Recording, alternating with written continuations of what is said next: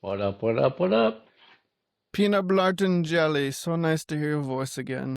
Wow, that's a callback. Yeah, it is. I haven't seen that movie in so long. I don't even know why I just thought of it, to be honest with you. You're the type of girl that wants to chew up on my bubble gum. What a movie. I'm gonna have to go back and God, watch that now. I know. That was one of those movies that was like so stupid they could probably like never make now on like at a movie theater. That's a Yeah, direct to Netflix type of movie, yeah. but it's like a cult classic.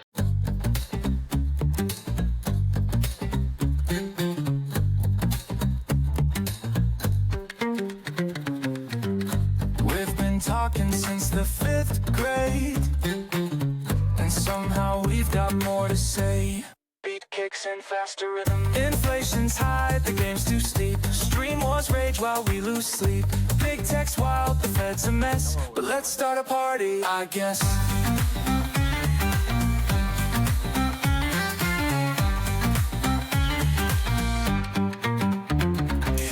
Symposium, where tangents thrive. Old friends talking, the takes collide. Symposium, no wrong or right. Just good conversation deep into the night. Yeah, we're still talking.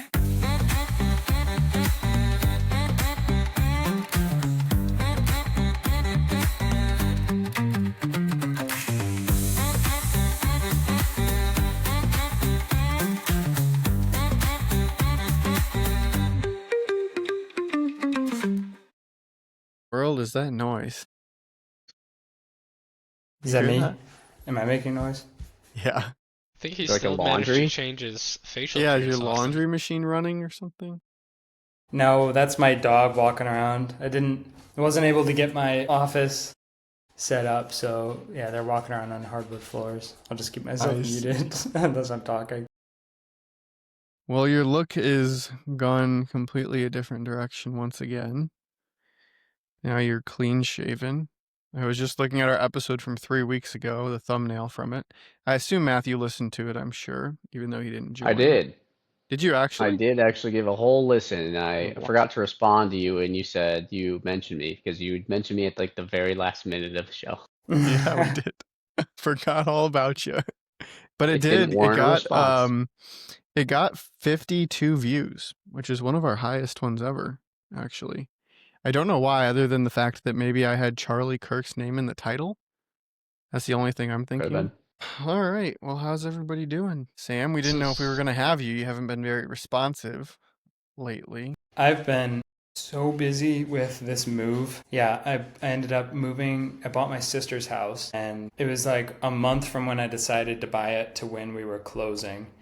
And then I had a tenant who's going to move into my old house. So I'm keeping that house as a rental. And so then I had to figure out like how to change my homeowner's insurance to be like landlord insurance, and getting a lease signed with her, and finishing like all the deferred maintenance at my old house so that she could move into it.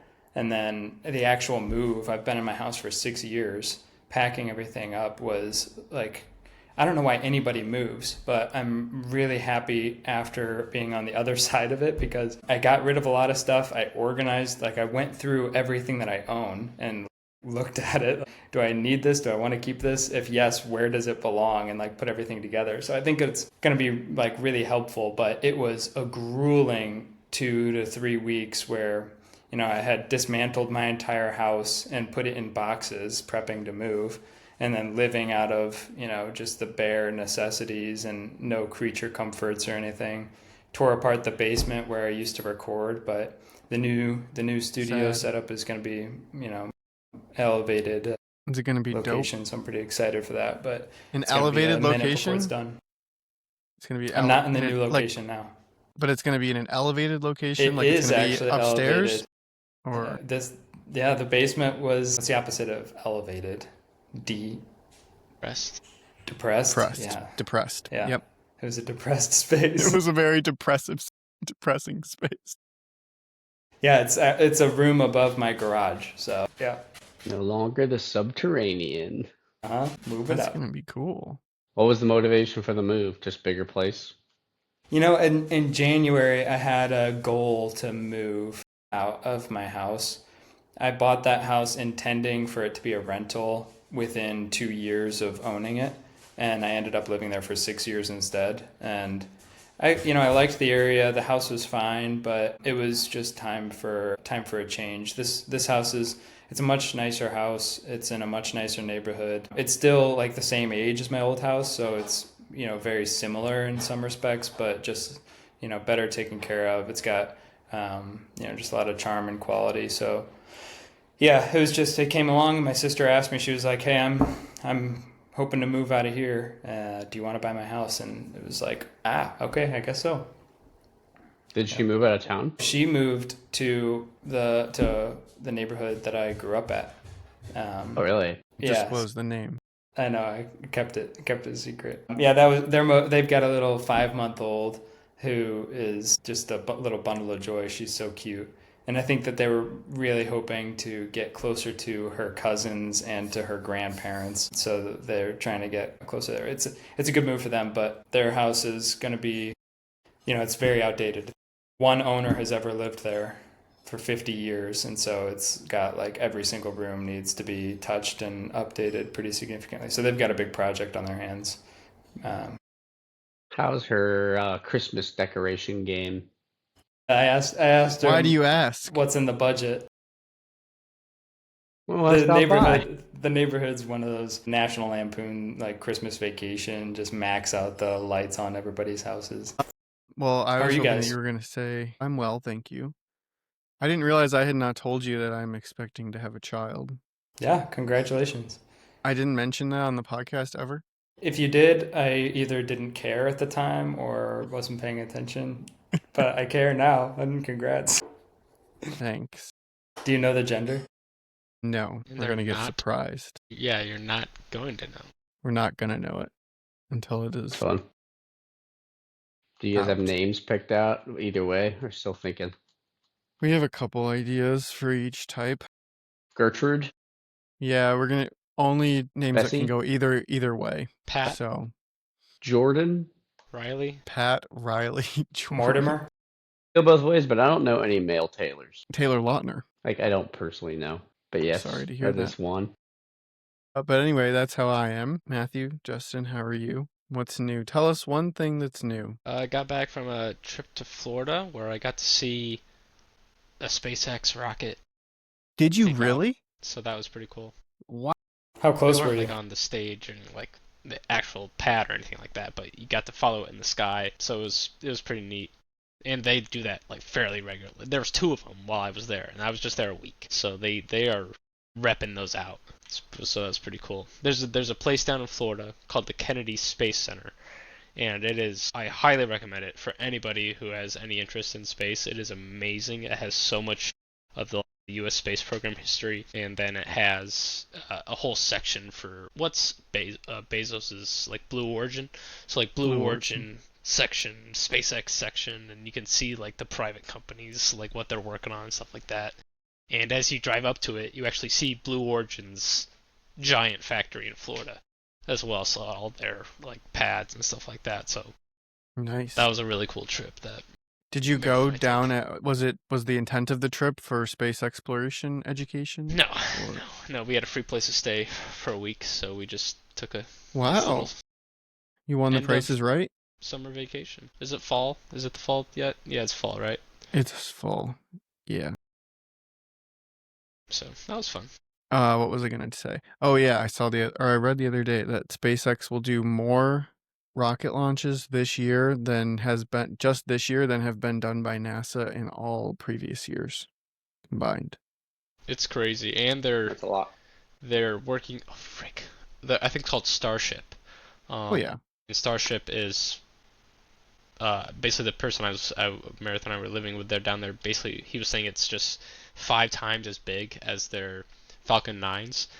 So, and you could hear it was like a train kind of going off in the distance when this rocket went off, and he said that the new one they're going to be launching is just going to be a boom, like sonic booms, where people are going to be Yeah. very disturbed by the You gotta And they're watch just the. day to day.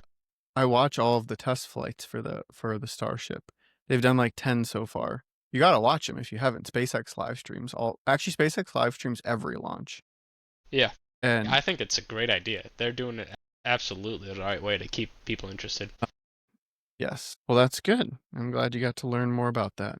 Matthew, what's one thing that's One thing that's new. When was the last time I talked to you guys? I missed the last could have pod, been which was like what, it's like been like 2 2 weeks months probably. ago? I know, I'm trying Went to to recount Alaska. everything that I've done. Have I talked to you since I went to Blacksburg for a Virginia Tech game? I think that was when we recorded. Or That maybe was when last we did the time? last episode Right was you after? were doing Okay. that and you didn't join because you were doing that Oh, work trip and then yes, the work going trip. there. Yeah.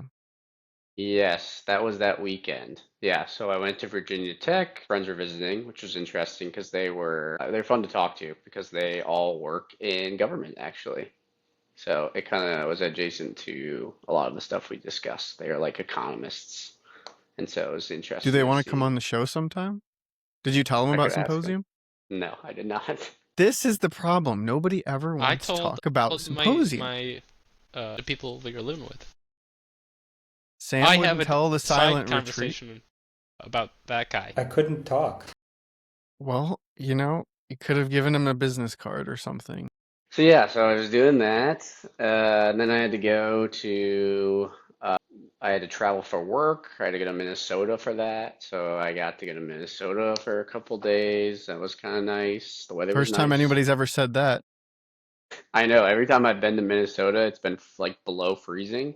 And so it was finally nice. And I got to go and like wear short sleeves. It was great. And what else have I done? My brother had to move. He moved recently. Luckily, within Had the same to? building. Well, not had to. He just moved in the same building. He upgraded a little bit, got an extra little space in his apartment. So luckily, it Nice. was in the same building. But my parents came down and my grandparents came down. So we helped do the move, and then we went out to dinner a bunch and just got to see all them, and that was really nice. So that's been cool. Luke, oh, I should send this guy to you, Sam. You might even know who he is. Luke and I went to a concert like 2 weeks ago.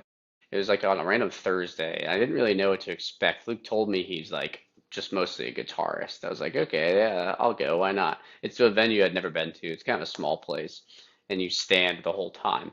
I thought there would be seats. It was all standing. And this guy, I'll look his name up and send it to you, Sam. I think you would appreciate it. But he's a guitarist and he only plays the guitar. That's it. There's no singing. There's literally no vocals. He played guitar Wow. for 2 straight hours. Two And you hours. were Was it? standing? 2 hours. I stood the whole time. Were It you was enjoying it, or insane. were you like it was too I much? was pleasantly surprised. I was like, going in, Luke told me it was a lot of guitar. And I was like, okay, I get it. He's like, I just want you to know, it's somebody I've watched videos of before, and it's cool he's coming to town, but you might not like it. I was like, whatever, it's fine. Like, I'll go. He's inviting me. So we went. And his opener was actually, like, she was cool. She sang, and hers was like kind of poetry. But then he's up and he's playing guitar. His guitar was insane. Like he was just riffing the whole time, just with these crazy. Like I've never seen anybody play guitar like that. It was acoustic too, and so it was just like him going Jeez. forever. And I thought I would get bored, but honestly, I got bored after like an hour. Like it took like a whole hour for it to become boring because he was like that good. So that was really cool. But my legs killed. And then Uh, I like woke up in the middle of the night because my legs were cramping. It was that bad. But that was cool. That was fun. So I'll send that guy to you. We got a kitten, so You got a Whoa. kitten. we have you got a kitten. we got a kitten Now Cat you number have a two. cat and a kitten. from 3 days ago. So You cat to be it's kitten me right meow. right meow. They haven't met yet. We've done all the smell things, and they're aware of each other's presence, but they actually haven't seen eye to eye yet. So that'll Is be there a danger tomorrow. that they'll fight with each other, or This what's just the deal? raises the chances that they will be good with each other from the start instead of fighting. So you guys will be seeing Winston Winston. That's a in the nice coming name. I like that. episodes. So we got Wilbur and Winston. I was gonna say, isn't that your first cat's name? But it's Will. It's Will. He's I also like a the tuxedo. W's. So it's gonna be He's also very a tuxedo. Oh, yeah. fun. You guys will see him. I mean, they're gonna be very similar, except for there's a big black chin on Winston. He's got his little ink was put right here. So that's the main difference between the two. Otherwise, That's very exciting. similar Wow, cats. what a blessing. Hmm. Well, I wanted to also make sure that we noted that the Indiana Hoosiers continued to win in wonderful fashion, Well, just what's in your new case. thing? I guess your new thing is the baby. Well, the baby, I guess, is a I new thought we already thing. knew that one, but okay. What else? Gosh, I don't know. I When saw are you Steve due? Martin and Martin Short in concert or in comedy, Oh, or really? it was sort of a That's cool. combination of both this past weekend. So that was nice. How old are They they were now? they Like in were their very funny. 80s? Martin Short is 75 and Steve Martin is 80. I thought And Steve they Martin still died. move. Like they still are Oh, all go. yeah, Like I they have a believe it. show on Hulu called Only Murders in the Building that Victoria and I like to watch. I started watching that. I'm only like 3 episodes in. I would recommend it. It was pretty good. And so that was fun. What else? Attempted to buy a new car on Saturday unsuccessfully. Yeah, couldn't get the right deal. What, It's just a real mess. like Dealership was a Ford, disaster. GMC, I Rivian. was trying to buy a Kia Telluride. It's an SUV. big boy. I read an Onion article that said on the Telluride in Colorado there was a Kia Telluride stuck on the road that was preventing people from getting through. Telluride on the Telluride. What else? So that's about it. But I wanted to document the success of the Indiana Hoosiers just in case this is all that our ancestors have to see of it. At least they'll know that we saw it. And I wanted to make sure that we made fun of Brian Kelly for getting fired. Just because that's been giving me a lot of And his chuckles. daughter and his son-in-law. Is that right? His son works there. I don't Not know anymore. about who else. Not anymore. Worked. They Yeah, all he got worked fired. there. They all got fired at the same time. I mean, Too bad. they He was had an to see this analyst, and coming. she was like Too the bad. voice of the. Ellis. See stuff. Yeah, that's, I mean, whatever.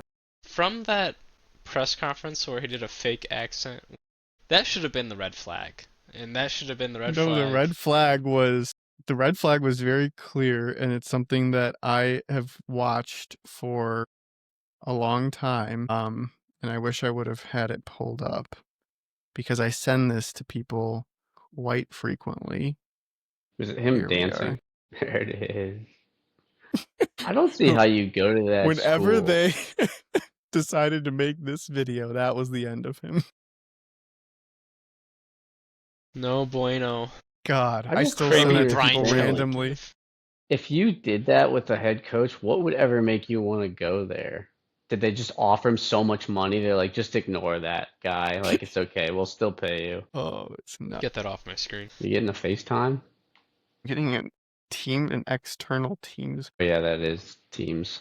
I knew Well, that now sounds it's from somewhere. Well, now I don't see anybody anymore. What the hell's going on? All right. The topics that I had listed were I wanted to talk about the NBA betting scandal and the prediction markets. We had Justin's book review. We had my government shutdown question. AI taking jobs of the youngsters. Anything else? This is just an update. Did you guys hear that the console war is officially over? That's another war that No, I Trump didn't. solved. Well, I saw the White House tweeted out a Yeah. reply. Did you see that? Yeah. So GameStop issued like an official memo, Gotta see like this. whereas the console war has been Let me going pull on it since up. 2010. Yeah, just look at it. Like Xbox versus PlayStation? Yeah, it's over. Why's it PlayStation over? 1.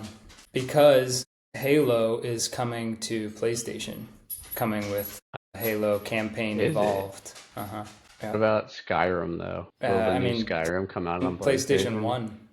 Isn't Skyrim a PlayStation game? Okay, so No, it was Bethesda, but Bethesda has some like exclusivity deal with Microsoft now. So supposedly the Elder next Scrolls Sky, was on yeah, PlayStation. Yeah. yeah, no, they've been on both, but they were Hell recently is since this? Skyrim, they either acquired Bethesda or like they have some exclusivity deal with Bethesda, and so That's BS. supposedly the next Elder Scrolls was supposed to only come out on Xbox. At least that's Yeah. what the word was. Yeah, this is it. So GameStop declares the console wars is over, whereas the past 2 decades, the global gaming community has been engaged in an ongoing and increasingly petty conflict known as the console wars, whereas said conflict originated in early 2000s with the release of Halo Combat Evolved as an Xbox exclusive title, whereas Halo Campaign Evolved is officially coming to PlayStation in 2026 with cross-platform play. Therefore, GameStop, acting under its authority as neutral entity and the world's retail, gaming, and trade-in destination, hereby declares the official cessation of the console wars. All claims to exclusivity are hereby dissolved. Console loyalists are instructed to cease hostilities, disband militias, and enjoy this new era of gaming.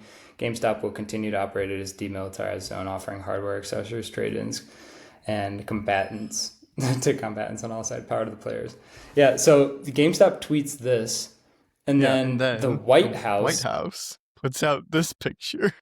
It says This power is from to the players. the and official retweets it. White House account. The official White House. Yeah.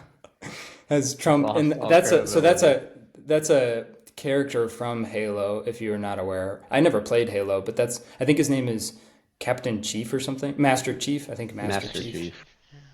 Yeah. So, and then I think Musk comments on this, and he just says the American flag. Yeah, it's just like really bizarre. And then Autism Capital Bear and I spoke with the chief. Great guy, terrific guy, straight out of Central Casting. I don't know what any of that means. And Greg chimed in. I think GameStop memed back at them again.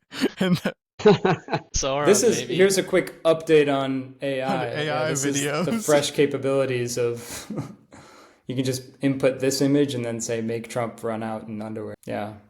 So stupid.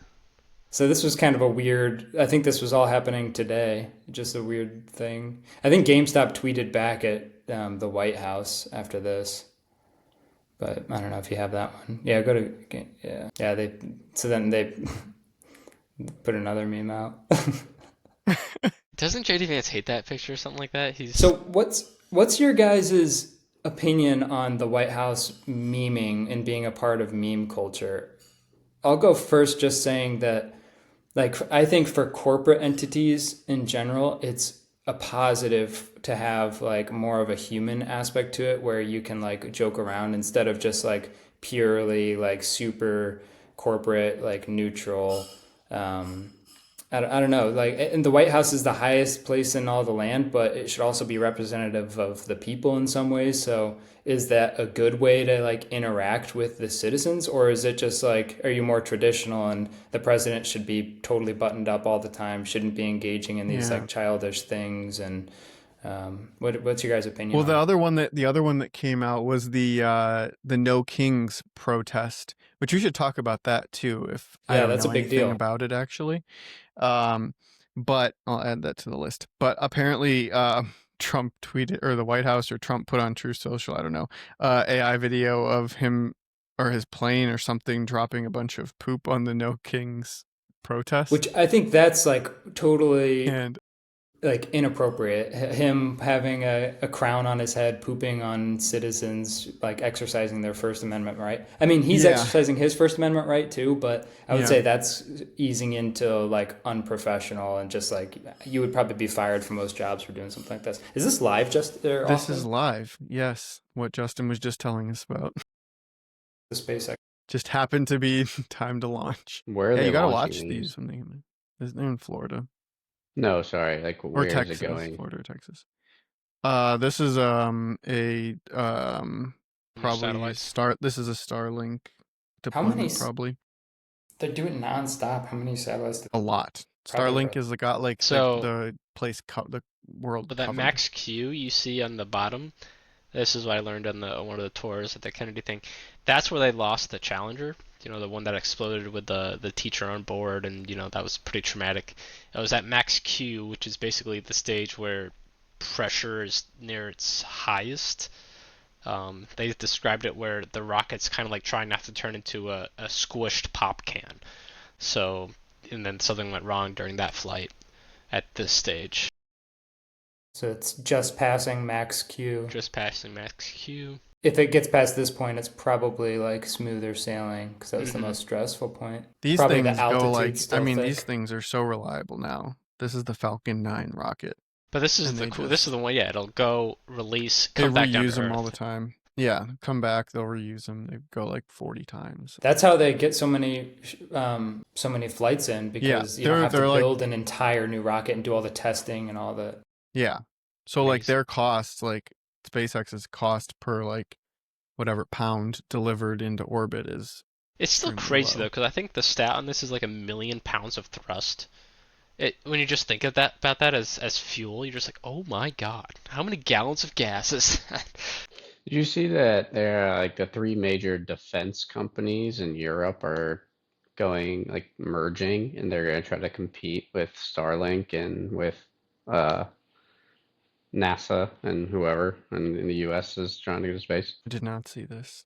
I feel like the The, only benefit there is sharing IP because like corporate mergers are never efficient. they're pretty massive. It's like one of the companies is getting like 34%, the other two get 33, but sounds like they're trying to compete. I can't remember the names of all the companies, but they're like massive defense companies, apparently. I don't have my laptop or Okay, I'd look it up. Sam's question: is it okay for the White House account to be putting out AI pictures and videos? And if not the I will White say, House, do you think corporate like are you in favor of just corporate doing that kind I of mean, I thing? don't care if corporations like want to have some fun and risk upsetting people like at their own expense. Um, they can make whatever decision they want to make of what they want to put out there and say for anything they want to say. And the market will decide if people are bothered enough by it that it impacts them negatively, or if like the market loves it and it positively impacts them. Um, as far as like government leaders and stuff, I mean, I don't care if Trump has some fun with it, like posts like that GameStop picture or whatever. Like, I have no issue with that.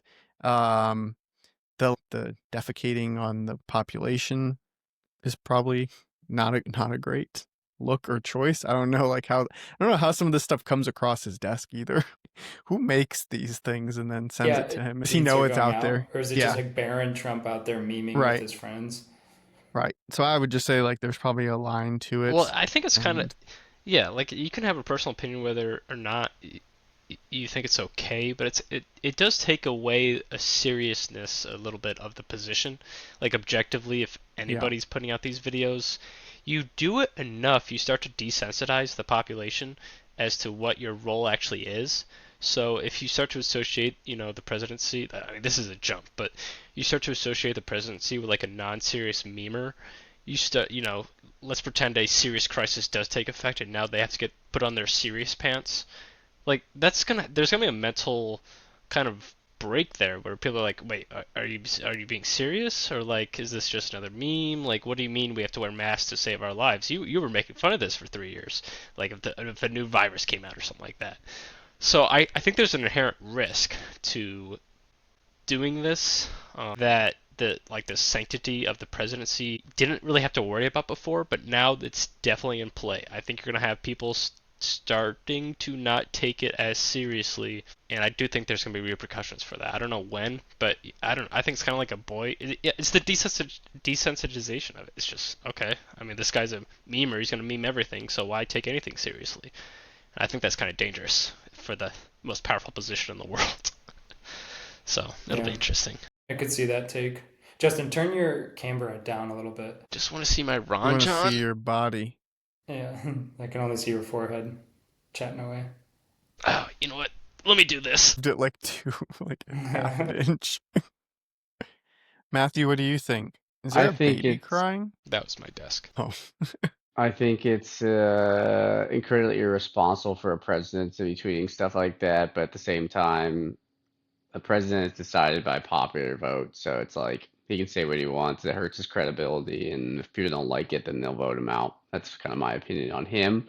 For the White House to be doing it, I think that's terrible because it's like what Justin's saying. It's the boy who cried wolf theory here.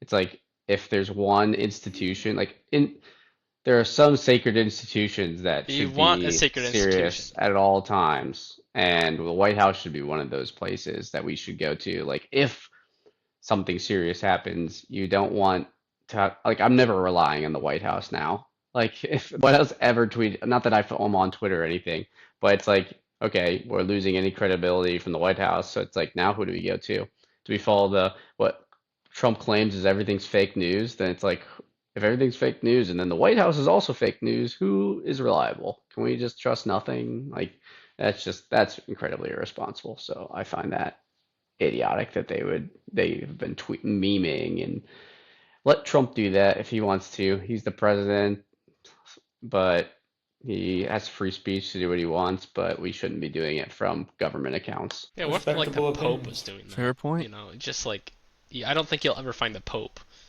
going to that level because there's like a It, sanctity to the position. You I know, think, you know, I'm hearing you guys, and I think there's definitely a line that you do not ever want to cross, so that if you have to put on your big boy pants and be serious, people will still listen. But I think, you know, for so long, everything was so sterile and like, here is the way that you send condolences for something. It's like, I don't even know like what you actually think because everything is so lawyered up to be the exact right thing that actually doesn't mean anything. That I feel like for a long time, whatever like the White House was tweeting out, I didn't really care about anyways because I didn't have like a real strong trust with like the people behind the account and like what's the relationship. So I wonder if to a certain extent having more of a personality lets people almost trust it more, like because it's not just some lawyer who's posting out, you know, the whatever soundbite or whatever thing needs to be in the news. Because for a long time the news just reported the same thing, and I felt like you weren't really getting good information or like have a real close contact with leadership. So I don't know. It's interesting, but I wish it was a little bit, you know, more for everybody and not inappropriate, like shitting on people. That I think that's terrible. Um, yeah, but the GameStop meme, I thought that was kind of funny, just interacting with corporate and like that's harmless. It's also Twitter, you know, or it's like X. And it's not the So president of the United States saying it, although actually no, he did. He did the shitting one, didn't he? Yeah. yeah, but I guess it's like I don't know what level of like how serious do you take the social media site? I suppose is well, it's like what you you can't have have to it both think about. ways. But If Twitter's supposed to be the source of news where you get stuff, then you got to treat it as such. If it's not, like, where are they going to go? Are they going to go to the White House website? Is that where we're expected to go to see like real information? You know, well, I don't think anyone would believe any. I don't. I think even before this happened, people would have said that like the White House website didn't have the real information. Like the whatever real means in your eyes is like it's like going the to be source of argued truth, either right? way. Like, Well, you would, if but I could have gone to the Joe Biden White House website and saw a lot of things that I didn't find to be the source of truth. Then it turns over to the Trump website overnight which is also very interesting. They like archive the previous White House Twitter and then like all the handles switch over like POTUS and FLOTUS and White House. It's pretty interesting. Like right on inauguration day. But the I wouldn't say that like people often like used that as a source of truth for their news anyway. I want to know, the only thing I care about this whole thing is like, who are the idiots who are tweeting from the White House account? Yeah, Like, I would like That to would be what's the know. that would be person? great to know. Who do Like you think who's the I would like person to know. is behind it. that's behind there? It's like, oh, this is fucking hilarious. I'm gonna Yeah. tweet this. dude, it Yeah. might be a Trump. Like, It I might be can Barron. totally see Like that. it might be Could be. Barron. They just yeah, it could be Barron. All right. Speaking of the White House, and I know we've gone way off track. We haven't hit any of our stories. Also, I was gonna say like we should be happy to have people tweeting whatever we want if we can be here in the year 2025 and watch a rocket land on a little landing pad in the middle of the ocean while we're recording a podcast. If you're listening to this and not watching, that's what we spent the last 10 minutes doing. I wouldn't have done it. I wouldn't have rather done it with anyone else. I know, it's pretty special. What White we have to cover though quickly, White House, pro or against the ballroom in place of the East Wing, or you don't care. I am totally fine with them putting in a ballroom. I've heard questionable sources of actually where the money is coming from for the ballroom, and that's what I would be against if those are true. I haven't done enough research, but I've heard Trump claims that he's funding it by himself, but I've heard Him and some of his otherwise from other friends. sources. There's like quite a few companies like Apple and Yes. Palan Does or that not not sound like Palantir, but bribery or the same thing favors by happened with the chance? same conversation happened with the inauguration. All the companies pony up money to pay for the inauguration. It's the It's game on the field. when It's I the was thinking country about we live this in. in bed, I was just like, there's no such thing as free lunch, right? So like, they're giving In this bed. money, so now they expect something in return.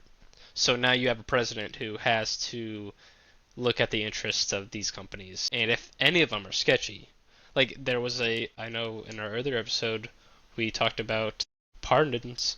There was a sketchy pardon earlier this week as well, or no, last week.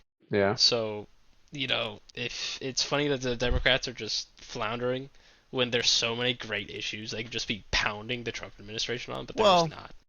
it's So the same it's just thing as crazy. always. Like you always have dealt. This was the argument when Biden was in power, that he was in bed with all the Chinese and what Hunter was doing overseas and this and that. Like it's all the same. It's the Just country we wish live in. you So like wish you it's could be not. the high ground. But like, you There's know what's no such crazy thing I about as all being know. the this? high ground I know. anymore.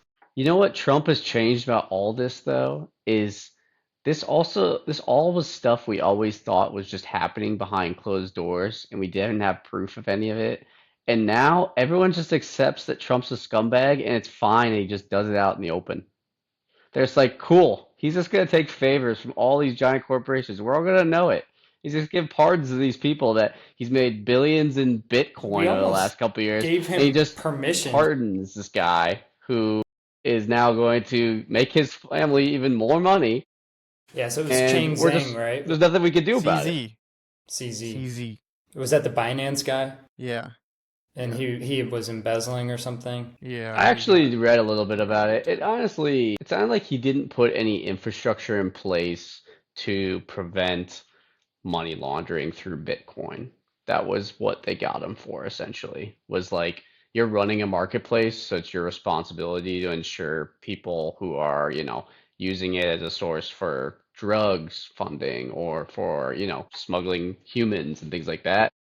You're essentially supposed to run it so it's not a dark web. And he didn't put any of those Well, that's restrictions the in other guy that place. got pardoned.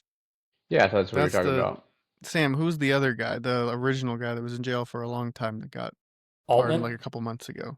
Altman didn't get pardoned, did he? No, no, no. No, I thought it was this Sam Binance guy. Altman. He was Asian. Sam Oh, Altman's not in Sam prison. Bankman. Bankman-Fried. Like Yeah. No, Bankman-Fried. there's the Binance guy, but then there's the other guy that got in trouble for. He was like the original Jensen dark web Huang. guy. No, that's the CEO of Nvidia. You got No, this not dark all. web. What I'm saying is this guy, the Binance guy. Yes, he has a funny name. Silk Road, the Silk Road guy. Yes. Yes, no, Uh-huh. not that. The guy who Okay, because it Yeah, sounded for Chang very Zhang. Binance, similar to what he essentially did. he got convicted Ross because Ulbright. yes, also but not him. The Chinese man Chang Zhang. from Yeah. yes, he got convicted because there were laws in place where essentially if you run a marketplace, you have a responsibility to ensure that nefarious actions are not happening on your site. And essentially that's what was Same. happening in his marketplace is We should. there were no So regulations in place. it's like the same thing as like Facebook. Like, how much responsibility does Facebook have to make sure that like hate speech isn't occurring? Exactly, Same but this kind is of to like even onus that they're putting on the company. exactly. But this one they prosecuted him because it's like that Bitcoin could be used for, or any sort of cryptocurrency could be used for tons of nefarious means, and he And they was probably also essentially got to seize a doing lot of Bitcoin yeah, there was absolutely no due diligence fundraising. supposedly done, and I guess he was like the first one to have been cracked down on this, so it really was unprecedented. So it sounded like classic Trump Good pardoning pardon. him because he's now going to get favors from this guy for it, but at the same time, no one else had been prosecuted for this, so maybe it was an inch like I could have seen another president pardoning this guy and it not being as big of a deal, but Trump Thanks for knowing his providing that history with background. Bitcoin Yeah, and it's his a little family sketchy. making billions in the last years If he over hadn't it. if he hadn't released Trump and Melania coin. I still Yes. own my coins. I haven't checked the price. It was $50 down the drain, I'm pretty sure. Probably worth like 10 cents now. Okay, anyone else have feelings about the ballroom? Maybe money aside. Yes. I do. First of all, I have no clue what the East Wing looked like. So Right. I guess I don't really care that that was torn down.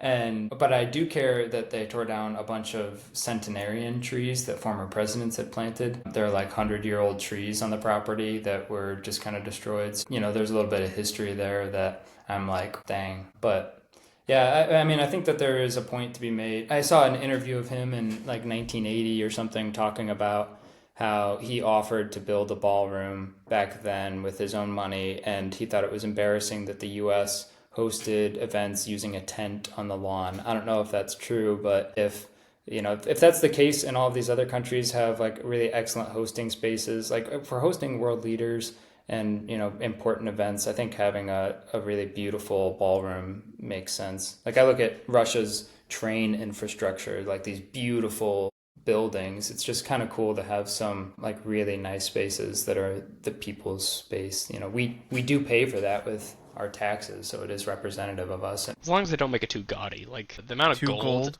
in not too the much gold. is that in the Oval Office? In the It's Oval just Office, it's there's a just lot of gold. gold, gold, gold. It's like, Yes. I The think All I In get it. All In Jeez. did an interview. They did an interview that's on their YouTube of them in the Oval Office, and they got like a tour around the Oval Office from Trump. You should go I check think it I, out and I watch think it. I It's watched that actually one. pretty good. I think most Democrats are just mad about it because Trump's probably well. The thing is, it's going to be like a lasting impression of Trump on the White House. I think that's what most Right. because they'll As long probably as he name it doesn't name after. it the Trump That's what I'm saying. Ballroom. He's probably going to name it after Let's come himself, on, and dude. then so people are going to He get won't, but the pissed next president will. He won't, but the if next it's a president, the Republican. next Republican Yeah, president will. yeah, Yeah. they'll name it after him, and then the Republicans are going to be pissed because then his name's going to be just like secured on the White House. I think it's. I don't know. I don't think it's anything we need. It feels dumb. If it's going to be funded by favors from massive corporations, that's the one thing. It's just a big lie about all this. It's like everybody keeps. What was it? Who's the Secretary of State or what's his Johnson? Not Secretary of State. Who's John? What's John? Mike Johnson? Mike Johnson, the Speaker Speaker. of the Yeah, House.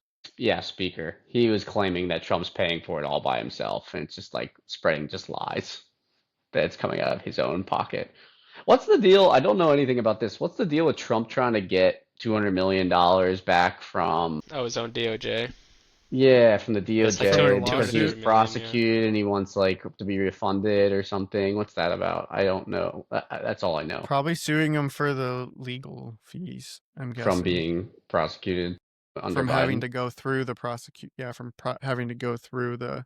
This was the like Fani Willis case, or no? I don't know. I don't know any details. I just thought one of you guys might, and that's why I was Basically, I asking. think what he's probably arguing is that he got engaged into a frivolous lawsuit, and so he's suing the DOJ for the legal expense So that he strange. incurred. Suing your own DOJ. Yeah, It's just sue the like all government. these unprecedented things that he likes doing. Yep. Unprecedented. Unprecedented. All right. Well, did anyone have any thoughts on the NBA cheating or fraud, I guess we'll call it? I followed this pretty closely. I figured you would have. I don't think I don't want to say it wasn't a big deal, but I feel like it wasn't as big of a deal as it was made out to be. I think once you open the floodgates of gambling in sports, we were going to start to get these edge cases of it. This isn't like you guys remember Tim Donaghy? You guys know Tim Donaghy? He was the NBA ref that Mm-hmm. they claimed that was like basically gambling on games and changing the outcomes. Yeah. Yeah. Like that felt like a really big deal, or Pete Rose, who, is like was a star player and claims he never gambled on his own games, but was still also betting on sports while he was playing. Like that's a big deal. Terry Rozier, who's like a bench warmer for the Miami Heat, maybe left the game early because he had an injury that he might have bet the under and given it to a bunch of people. Seems dumb. And like Chauncey Billups, this isn't even sports gambling. Chauncey Billups got Poker. arrested. Yeah. Yes, Chauncey Billups was arrested, head coach of the Portland Trailblazers, was arrested because he was involved in some like poker scam where basically they'd get like a bunch of famous poker Suckers. players or like basically like some famous athletes to like come in and play and then get in these suckers make a lot of money to play the game and then thinking it's a upstanding game and then would get suckered in and lose a bunch of money to this like mafia group essentially with Chauncey Billups being one of like the head figures to convince like players to come. It's like Owen really isn't even related to the NBA. He just happens to be a coach in the NBA. Yeah. It's weird that they happen on So the same day. it was weird because the NBA also was like having a really huge start to the year. Like Wemby was like he's been kind of their guy, and he had like an amazing first game of the season, and the season was just starting out, and they cracked down on like right after game one, really, and the feds came in and they cracked down, and I just think it's a reality that everyone knew was coming. Like at some point, if you're going to start allowing gambling, there are going to be people who try to take advantage of it. I think the solution is if you want to get it out, the what you really have to do, what the stupid thing is I feel like they could easily do this, but the sports books are too greedy. But like you shouldn't be able to bet unders on like non-star players.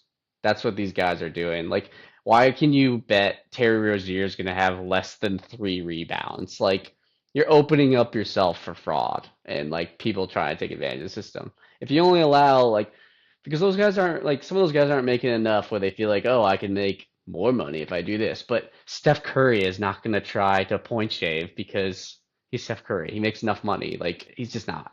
It doesn't make sense. But at the same Seems time, isn't ways. it just as easy, or it's now like the thing is that you can actually easily get caught, right? Because like this Terry feller is gonna have like $500 on that, like every like on average, right? Every game, like there's no action on his under for rebounds.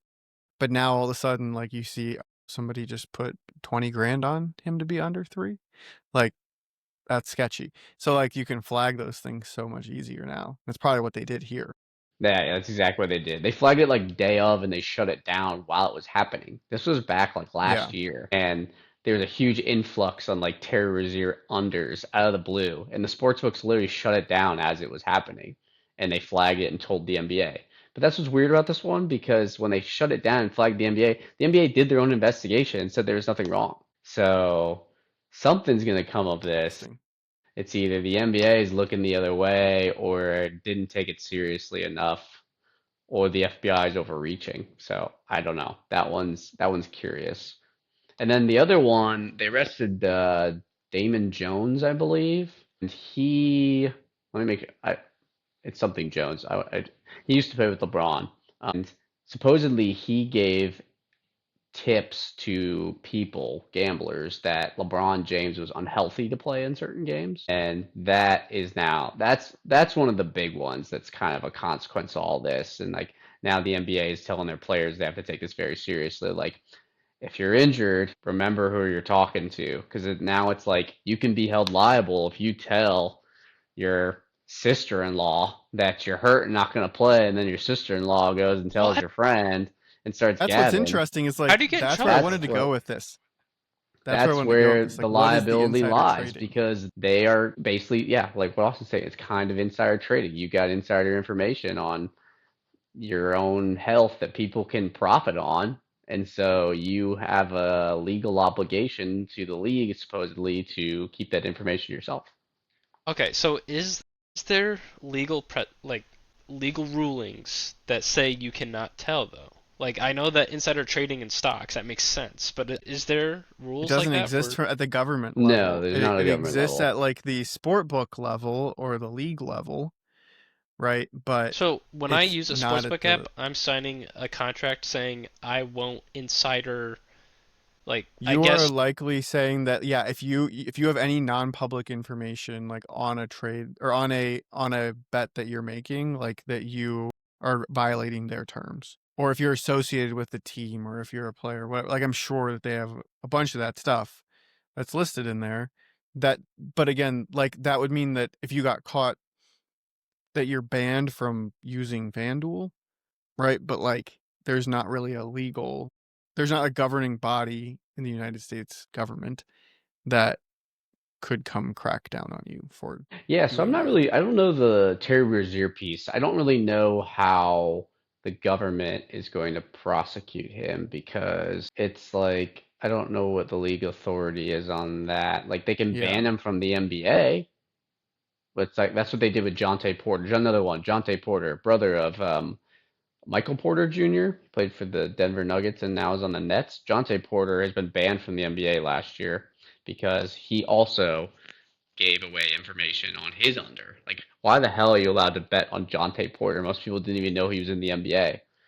But he did a very similar thing to Terry Rozier, and started a game or was in a game and then like left early, and a bunch of people bet on his unders. Okay, so at least they're doing something. Because I was about to say the way you could also combat this is just bring down the harshest penalties on anybody found guilty of it and show that there's going to be no mercy if you are caught doing this. And it sounds like they're kind of doing that. If they are banning people They are. straight up, granted, these are low level players. Like if Terry Rozier gets banned, I mean, a couple of years ago he was alright, but now he's riding the bench He's pretty washed. deeply, so it wouldn't be that big of a deal. But if a big player got in on this, I'd be curious if the NBA would actually stick to their guns and say, "All right, Anthony Edwards, you were betting on yourself to score 25, score the under here." And I mean, you'd have to stick to your guns if you wanted to be a serious organization. But Basically, what they're using is money laundering and fraud laws to prosecute these money things, laundering, what? since there's Interesting. no like actual governance around gambling. Yeah. Like, Interesting. I think that it's a big news story because it hasn't happened yet. This is the first real story about gambling fraud since gambling has been legal in multiple states on like in multiple sports, right? Like people used to gamble, like that's how P Rose got in trouble. And I mean, there's a lot of stuff about Michael Jordan. I mean, if this is the modern age, Michael Jordan might have been kicked out of the league. There are a lot of rumors that Michael Jordan could have been potentially gambling on things that he shouldn't have been gambling on, and that's part of the reason he left the NBA for a bit. Unsubstantiated, not saying that's what happened, but there are a Ooh, lot I of didn't rumors know that. around that because Michael Jordan was a bit of a, not even a bit, Michael Jordan is an obsessive gambler. So, if in the modern age, this is kind of the first time that it's yeah. happened. Well, So so it's a big have story you in guys that heard of sense. Good. have you heard of Kalshi, these prediction markets like Kalshi or Polymarket? I've heard the name Yeah, Polymarket, but I don't know what it I'm is. surprised you haven't heard of I was on Kalshi. Polymarket They're today actually. these things are, well, then you'll know. Like, you can not like they're prediction markets, so they're like yes no situations basically. But they've got them for everything now, Yeah, where let me you see if I can can like share one that wager I was. on literally any type of question, right? Like they've got all these different, so they have like trending, right? They are doing sports, right? And so this is like football game on now. The Redskins and the Chiefs are Hang playing on. Commanders. tonight. So here on. Oh wait, this is Kelshi. I don't know Kelshi. Go to Polymarket. Well, they're the same, aren't they? Kalshi. I thought you were saying Cal Sheet. So and then up on the top, do Heisman. Yeah, like what Go ahead else and can you search bar. Like bet on? search. How is Yep, this feels Heisman. like one of those You can bet fringe on Do things this. everything. that's No, no, this no. feels But like do one of this. those So things that's I realize I unregulated that lost will get money in this. regulated eventually. That's the point. That's what I want to talk about. This is unregulated, and like this is where there are people with like non-public Insider information that information. can Totally. be doing all of this stuff. Like there's questions about companies in here, there's questions about sports, Scroll down everything. to Manning. Well, you're taking your own So money Arch into your Manning, own click on hands him. then. Click on that. Go to graph. So I was looking at this graph. Look at that spike on June 29th. No, go all the way back. Yeah. So at one point, if you had bet like $100 on uh, Arch Manning Arch Manning. not winning the Heisman, you would have made so much money at that point Can right you there. bet that? You can So bet the opposite yes, side. you can bet You can no. bet yes or no. So like right now, yes is 5.2. So like let's just do an example. So you put in $100 on yes, right? And since it's only 5.2 You cents, make so like it's 95 very cents per unlikely, dollar. 3% chance of it happening, right? If it actually did happen, because you just own it now at that 3% mark, you would get $1,300. No, right, pays nothing because it's almost a Most surety likely. that he's not winning the But the Heisman. crazy thing was, it was, I don't. This is just me personally. I was like, there's no chance Arch Manning's gonna win the Heisman. If I had known that this was a poly market on that date, and I saw that 48% chance back in June, or I guess even, I mean, there were even more recent ones, but you would have made so much money on such an easy bet. Like it's just insane. Some of these things, like, Yeah.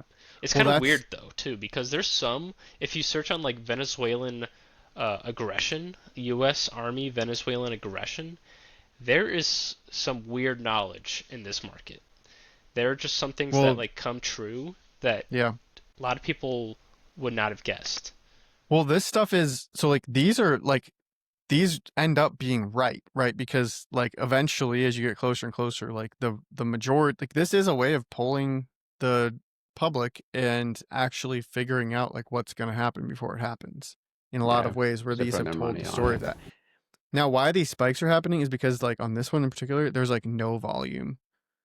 Like there's only $14,000. Even this one, like Jeremiah Love has $300 of volume. So it's going to be like there's one person that's made the bet, maybe, right? So like, but if you start to look at like, Go to I don't know, trending. people that have, even Fernando doesn't have, this one just doesn't have much volume. But if you look at like Venezuela, you said that would be interesting. How do you spell Venezuela? So Venez with a Z. Yeah. Venezuela. So US. do that. Okay, here you Yep. go. Engagement by. So there's a lot of volume. There's $8.6 million of volume in this market. What does this even mean? Like, what is U.S. Venezuela And then they go. military So you engagement? So scroll down. yeah. So you can get context. You Well, I go to don't. Well, this rules. is AI. You need. Where are the rules? Yeah, this market will resolve. I shouldn't. So resolve to yes if there is military engagement between military force of the United States and Venezuela by October 27, 2025. At this time, otherwise market is no. Military engagement is defined by an incident involving the use of force, such as strikes, artillery fire, exchange of gunfire, or other forms of direct military engagement between the two. Nonviolent actions such as warning shots, missile launches, that land. So there's also like that's the other problem with these markets is there's like can be a lot of Yeah, uh it's vague. like lack of clarity or vagueness to them. But there's $8 million, $9 million that's sitting in this market. In this pot, And so essentially. It's wild. yeah. And so people are saying, by December 31st, there's a 57% chance, right? By today, there's 1% chance. Do you just hook your But bank that, I account mean, up to this this thing? shows you that a lot of people think Yeah. November is the month. Like, a lot of people think that in November we will strike Venezuela. So it's kind of an interesting, like, a lot of the general public believes that this is going to happen. Or This is some You whales guys, that know the truth. I have been out of the news because I've been just very busy with work, and this feels like something I should be interested in because I'm interested in foreign relations to a degree. What is the deal with Venezuela? Why are we engaging? I know we've been shooting boats down, like out of the water, but why is that? Because we think they're involved in the drug trade? And why specifically with their government are we involved? Anyone know? Maduro's just a very anti-American. Mm. But yeah, he's not Go a ahead, Justin. U.S. friendly. Well, he's a dictator, and he's not U.S. friendly. There is an Trump likes opposition dictators, government though. that's in exile. Yeah, but he doesn't like Trump, so that's the big There you stickler. go. You have to That's a big suck up to Trump. difference. But it's in the guise of fighting against the drug trade. They're kind of treating them as a narco organization. So you fight against the narco organization. So that's why the interesting thing is that he has taken steps. Like the USS Gerald Ford aircraft carrier has been moved into the Caribbean, which is something that hasn't been done before. So that was in Israel, right? I don't know if it was South China Sea or Israel. It was probably one or the other. But moving that into the Caribbean kind of gives you a lot more options, as planes have to fly less distance, etc. And there are it's not impossible that there will be land strikes like on the land. That is very much in the realm of possibility. Again, in the guise of fighting the drug trade with a side hustle of overthrowing the Maduro government. That's kind of what's We also happening. put a $50 million bounty on his head. Yeah, like The it's US very did. aggressive. Is his military effective? Like, would that be? I don't know. They've mobilized like some number of, I mean, relatively speaking, no. But It's not a actually, very there was a good piece professional. on 60 Minutes. 60 Minutes is making a comeback, in case you were wondering.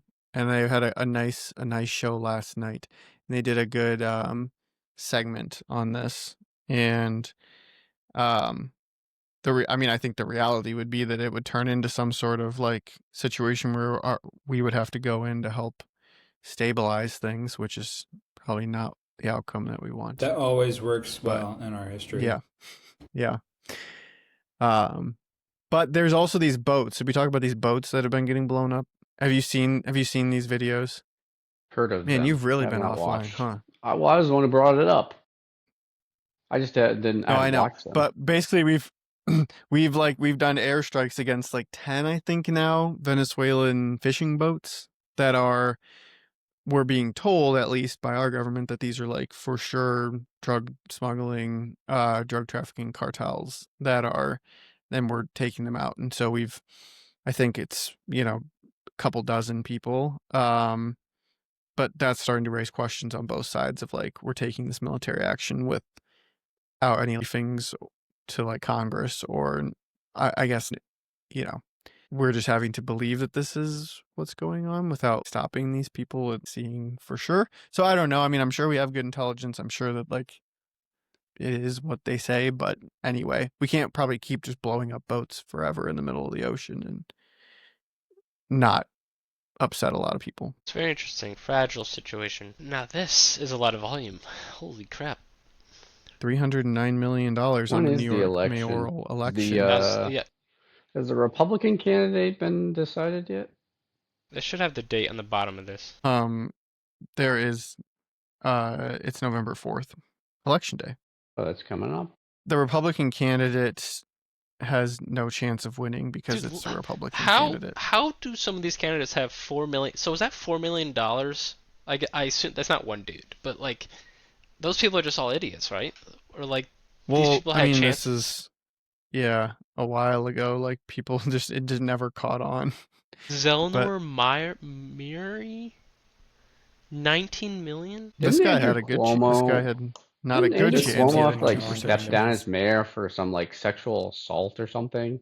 Yes, he And did. how the hell did he think he could run again? Because that's how bad the two options. That's how bad New York City And is.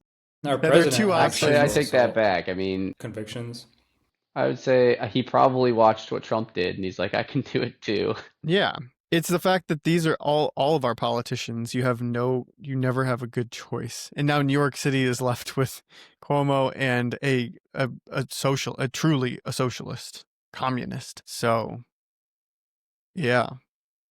Maybe I it'll wonder work if this time. scumbags just make good puppets. So powerful people want to put scumbags in politics and back them financially so that they win because they've got dirt on them. I and think can pull it's the strings. a lot of them are willing to be in I the think it's a pockets of large it's a scummy job in corporations. general.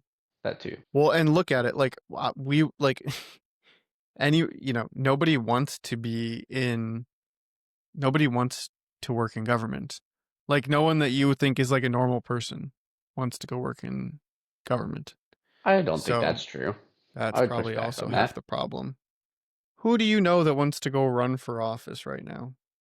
Who do I know personally that wants to run? Let for me office? remind you guys, the purpose that we started this was to start a political party, get into office, right? Remember? Did we forget? So Did that we lose have all the plot? power? Yes, so we have all the power. I just push back on that. I don't think everyone who goes into government is trying to just garner power. All right, the presidency. Will you concede to the presidency? I would concede. I think even that, yeah. like I think that's like the thing that you would strive for your whole life. I would say like you can't go into the running for president without having a piece of you that's like, I like the influence that's going to come with this job. But I won't say that's the only motivation for someone wanting to become president. Like you have to have We an should hope ego not. to be able We to should run for hope not. president. Because if you don't have an ego, you can't win. Like at the end of the day, it's a competition. It should be given to a random person. That's the way that Random the person. presidency should be decided. Someone that has no it's not even a choice, is bestowed on you. You are now the president. So you didn't live your whole life wanting to be it. You didn't work all the back Monarchy. channels. You didn't We need didn't royal get into- families. Yeah. You just are This now child was you born are to the be a along those leader. lines, country. along those lines, actually, that I don't like because you get some random people. But this would never work. But what if we could nominate who could be president? Like we look to people like Trump still might have become president that way because enough people might have been like, hey, look at Donald Trump, we should make him be president. But what if the voting public, instead of being given candidates having to vote for them, what if we're like, hey, I really think like, I don't know, just picking a famous person, Patrick Mahomes should be president. So it's like, sorry, Patrick, you got enough votes that now you have to run. Like you're going to be president because you got picked, You and have so to now they do have it. to do it. Yeah. It's like jury duty. You just get the letter in the mail, like Yeah, because then apparently you're everybody like voted for you, and now you're president. exactly. And so like you Sorry don't to say, you're necessarily have president. to we don't necessarily have to get the egomaniacs. We get people that we vote on that we think might actually do a good job. They don't have to like want it because that's usually the problem, right? It's usually people that want it and they have too big of an ego. But if we pick someone that we just think is like really good at managing, like I don't know, pick a really good CEO of a company that you think does a really good job but doesn't want to be president. It's like, okay, maybe that person will do a good job. I mean, people Sign tried to us say on. Jamie Dimon should become president, but He's in the he book. didn't want it. He's in the book a lot. We obviously can't force Yeah, people to I become bet. president, but I I bet. find it an interesting thought experiment. Might lead us to If getting only. some better leaders. If only we could. If only we could build an AI replica of the country so that we could run all of these experiments to see how they play out before we actually do them, You mean like a simulation? like a Did you guys simulation. talk about on the last podcast? I don't remember this. Did you guys mention how AI is probably making us dumber? No, but I thought Yeah, I Yeah, what thought about Austin that? about suddenly became myself. anti-AI. Like, I think I there was did a study mention that something came about that, out didn't I that was say? something along the Yeah. lines of like, the more AI we utilize, the more dementia we're going to have. Because the way you prevent dementia in old age is by creating new connections in your brain, by learning new things and developing new connections. But when you're using AI and you're resorting to AI to answer all your questions, you're not using your brain. So you're more likely to Yeah. develop dementia and issues with your brain developing. I found that I think interesting. I did mention something like that. I didn't see that article, but I think I did mention something like I wanted it to stop giving me the answer. Like I wanted it to let me work through the problem I even had a basic alongside one of it. today. I had I don't know, it was a phrase. I said, because I was writing an email, I said, I don't really like how that sounds. So I told the thing to rephrase this. But at the same time, we're all English speakers. We should be able to rephrase a sentence, you know? So I was kind of disappointed when I put that in there. I was like, wait a second, I could have just, thought about that a little bit more. I was just having a brain fart. I just could not think of a way to re-say it. So I totally agree that this is I going to be bad think, in the long term like that. I mean, that's like looking up synonyms. I'm like, that's fine. What I did today was like put in an email, right? That I just wanted it to, it'll never just say, good job, send it, right? It always has to find some way Here's a of more making a polished change. version. Oh my God, every time. I'm like, I literally tell it, here's my final draft. And he like, is it good to go? It's like, oh, this is great, Austin. Like, this is a really well written email, but I made it a little bit better. And then I've got to like read through its whole like better thing to say like, what did you change? And then I'm like, okay, what did you change? Because I don't want to read through this and find your changes. And it's very counterproductive.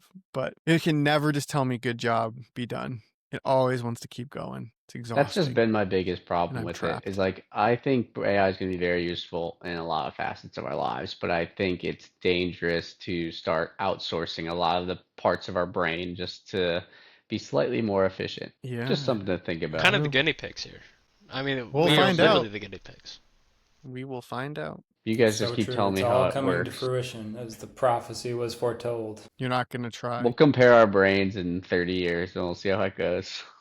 That'll be our study. Episode 1324. Matthew's the only one that can The fold only one that like can, a straight yeah, sentence. has a sentence. God. All right. Well, Justin, your time has arrived. Why don't you give us this book review? Yes, Too Big to Long Fail awaited book by review. Andrew Ross Sorkin. I've actually just written the whole book down here. I'm going to read it to you guys. And did you read this book?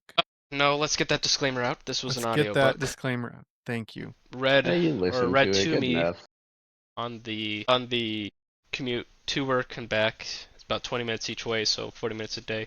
I got through it in good time. So, just a high level, Too Big to Fail is a book about the 2008 financial crisis, which is, if I had to summarize it in two sentences, is the real estate market took a dive and the banks were so tied up into the real estate market that when the market went down, the banks basically ran into a liquidity crisis. And they're all of a sudden like, oh my god, we don't have any money. When the people are asking for the money because our money is tied up into really complex investment tools. And that's kind of the gist of this book. I highly suggest this to everyone because just personally the way it's written, it's kind of written as a thriller. Andrew Ross Sorkin, he writes it in a way where you're like kind of going through the days where these big honchos, you know, you said Jamie Dimon, but like the CEO of Bear Stearns, the CEO of the Lehman Brothers. Like, you have these conversations that these people are having in their conference rooms, like with their inner circles, when they're starting to realize that like things are highly they're so highly leveraged at these companies that they're starting to realize that, oh my god, we're in a shitstorm right now, and there's no way out of it. So it's just the way it was written. It's like a thriller, so it just kept you on the edge of your seat. Like, I looked forward to driving to work in the morning. I take this quick route in the toll road, get on the toll road, and I'm just sitting there, and like I arrive at work, and I was like, damn, okay, I just have to get through work, and I come back and listen to another 20 minutes of this. And that's when I Takes you got 3 hours pissed to off. get home I got because you're pissed just off at driving Spotify around. because I ran out of hours. They only allow you 15 hours a month of audiobooks. So I had to wait sometimes to get more of the book. So just objectively, highly recommend. I'm not going to go into super detail about like what inside the book, but I do have like personal things that kind of blew me away. One thing is basically when these banks were starting to fail, the government went to the major players like J.P. Morgan, Chase, Goldman Sachs. If those are some of the major investment banks. If you guys have heard of, basically said to them, "Hey, you guys need to figure out a solution to this. We need to figure out a deal. You maybe buy out these failing banks to help them out, so the whole system doesn't collapse." But all these private companies basically went to the government and said, "Yeah, we're not doing this without your help. Like, you guys have to throw in money here. Like, we're not doing this like full stop unless you're giving us some money." It just kind of blew my mind in a way that I had more respect for big private entities before this, because every single one of them said, "No, like, the government, you have to help us out here. We're not doing this on our own." It was just kind of crazy to me. I thought Shows you who's really in charge. it wasn't really in charge. It was just kind of like, oh yeah, it's not our responsibility here. If the whole system fails, it is kind of is what it is. If you guys don't help us out, we're not really going to step in. Um, that was just kind of an overall theme. Every single company was talk to the government like that. I thought that was kind of crazy. Um, One thing that I kind of gripe about on here on the podcast is how I think there's a lot of monopolies, and like, I think that's bad. But this book makes you realize that these banks hate each other. Like, JP Morgan will not open their books up to a company like Goldman Sachs. They just say, "No way, I don't want those guys knowing what we're doing." Same thing with like Wells Fargo, or like all these banks. There's still enough competition where they don't want to help each other out in a sense. Even if it's trying to save Lehman Brothers, they don't want to risk giving any information in a conference meeting, JP Morgan and Goldman Sachs, that would give another an advantage against themselves, even though the whole goal is to save a different bank. It was a like sharks just eating away at this Lehman, but like not helping, trying to trying to save Lehman Brothers, which the story goes they are bankrupt. They go totally bankrupt. The government doesn't help them at all, which probably largely because these other banks are not helping each other. They don't see this big picture. They're just like, no way. We gotta look out for ourselves. Sorry, Lehman. You guys messed up, basically. So I kind of wrote that down as one of the things I thought was kind of interesting. The movie, The Big Short, kind of dives into these things called CDOs, which are just the collateralized debt offerings, which is just basically these tools where so many assets were tied up into a bundle, and then this bundle had a value. So these companies like Lehman Brothers are being 30 times leveraged to buy these things, because in good times they go up. An example I was thinking is they take $100 billion of loans, buy $100 billion of these assets. In good times, those assets go up to 120. You pay $10 billion worth of interest on your loans, so you make a tidy $10 billion profit, right? Well, in bad times, your $100 billion of assets you just bought are so confusing, it's so complicated, that you can't put a fair value on what you just bought. And let's say you bought this in like 2006 or 2007. 2008 comes, everything's crashing. No one knows what the hell's going on. Your assets have essentially no true value. You're guessing that they're still worth 100 billion, but every other bank is looking at your assets and said, this is worth 20 billion. Like, they had no clue on what these tools or what these CDOs were actually worth. And so I thought that was kind of an interesting thing. And just in general markets, they make these tools that make a lot of money in good times, but absolutely screw you when times go bad because you have no idea what they're actually worth. Which I guess I don't know how you know they're worth when they're in good times, but everyone agrees that 100 billion was now 120 in good times. So kind of an interesting thing I wrote down. I was like, way too complicated. So I'm scared that that could happen again if they're not careful making these weird combined mismatches of assets. Which that's what kind of screwed over at least Lehman Brothers. They were so leveraged and then things weren't worth anything, so they had no money when they needed to sell stuff to pay off their debts. Let me take a sip of my drink here. I got two more things I want to cover. People talk about the taxpayer bailout in '08, like, oh my god, it cost taxpayers so much money because all these banks were super greedy and they made bad decisions, blah, blah, blah. One thing I didn't know is that, yeah, at the time, 500 billion was roughly estimated how much it cost the taxpayers in the year like 2008, 2009.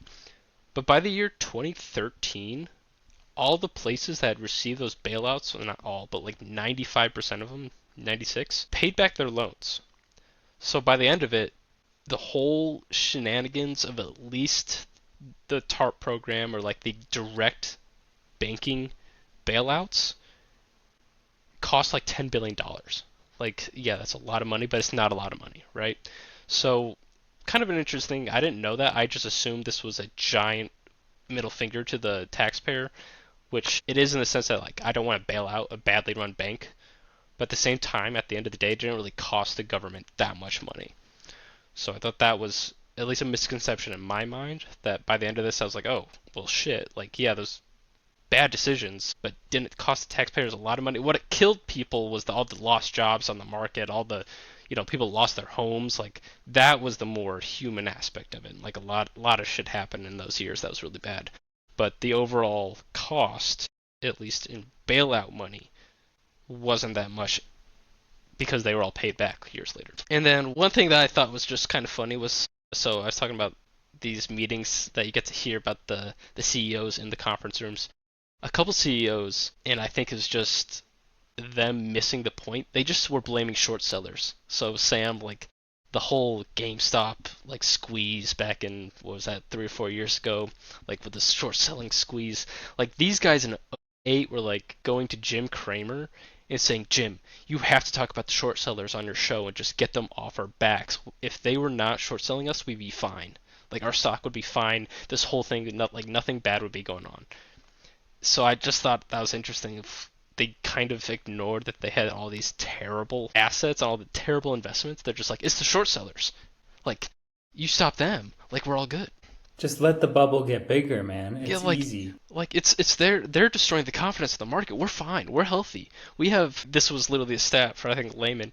We have $640 billion of assets, all right? We have $600 billion of liabilities, but, we have 40 billion right there, right? So that obviously wasn't the case, because that 640 billion, is the CDOs that are confusing and no one knows the value of. So truthfully, you did not have 640 billion in assets. So I thought that was interesting. They were like, short sellers, just stop it. Jim Cramer, please help us. They literally had him, they're like begging him. In that scenario, the short sellers actually had the right side of the trade. They probably made a shit ton of money, and that's the Big Short. I think, Matthew, you said that's one of your favorite movies, but yeah, the Big Short kind of dives into that. And then the last thing, my similar thing that could be happening today. This is my warning to everybody. Is all right, everybody listen up. The used car market is having these things called auto loan asset-backed securities, similar to CDOs, but for cars, where these dealerships, a big one that went under relatively recently is called Tricolor.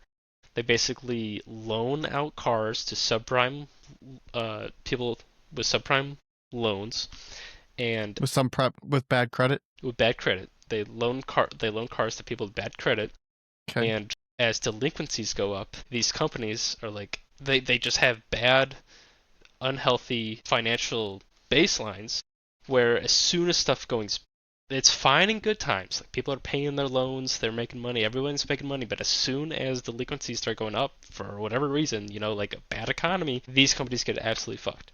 Sorry for language. That'll actually get flagged on YouTube, so we gotta be careful about that. We'll get demonetized if we swear, so you gotta be careful.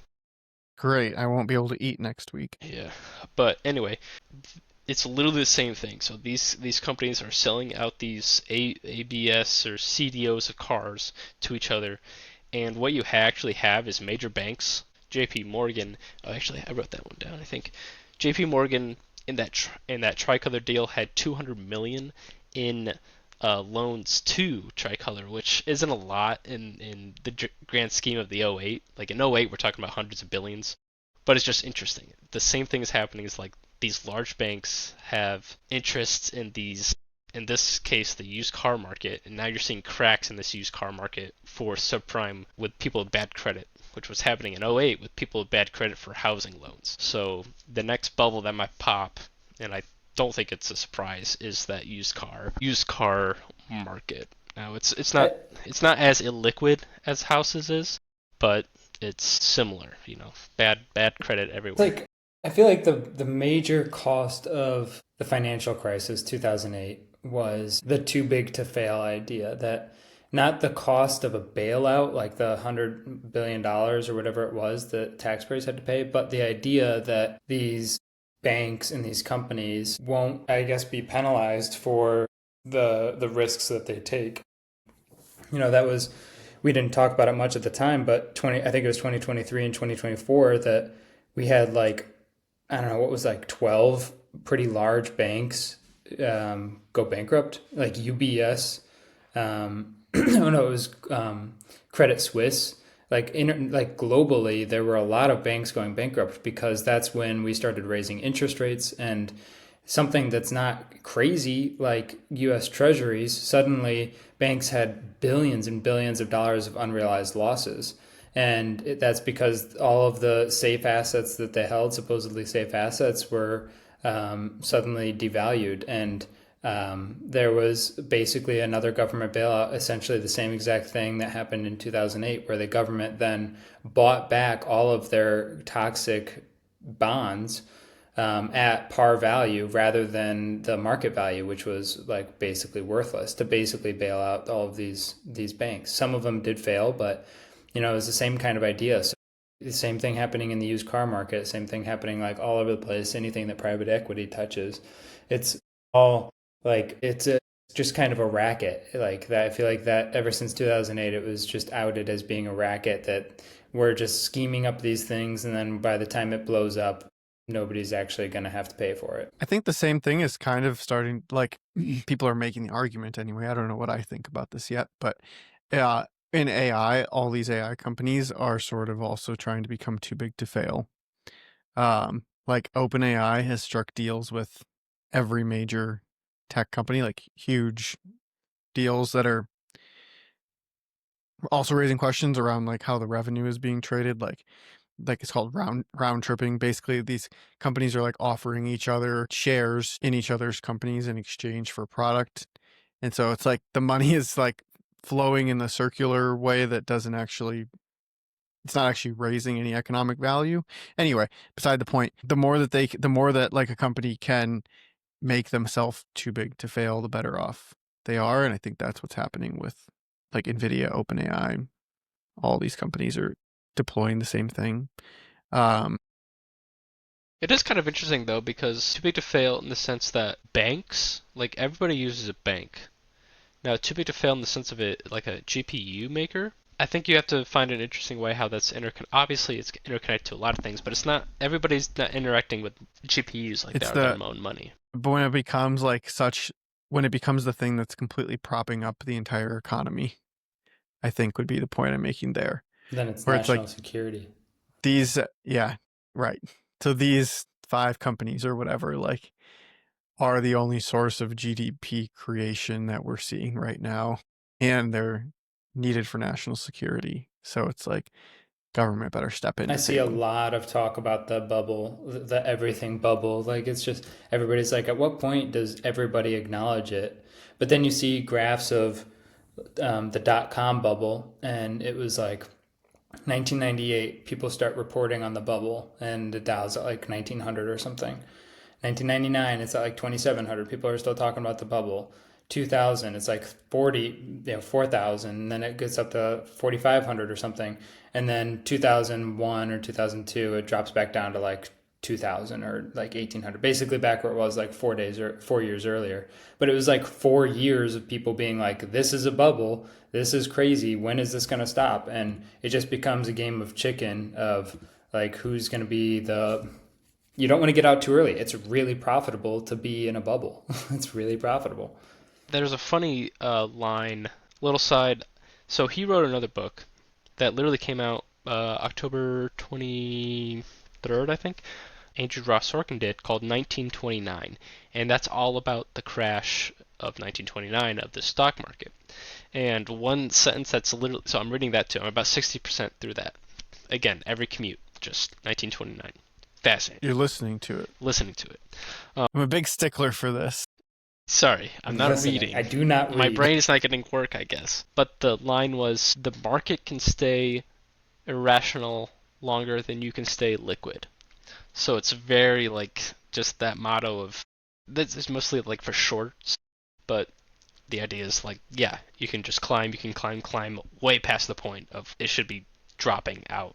So You can't be short for 4 years while you're waiting for the bubble to pop. yeah, no, you can't. In other words, and you're not going to be able to time it right. So I'll have a book report on that one as well. I'm I want to enjoying read that as well. book. I actually want to read that. Yeah, I just watched like a hour and a half long history YouTube video on the Great Depression and 1929 crash. Yeah, it's a fascinating time period. There is something interesting that's already happening that was, I see a correlation because I'm not done yet, but in 29, right, that's kind of like everybody's starting into the stock market for the first time. Like your average Joe is now starting to invest in the stock market and everything's going up, so they're all seeing to make money. But like credit was a new idea, so a lot of people were investing on credit, blah, blah, blah.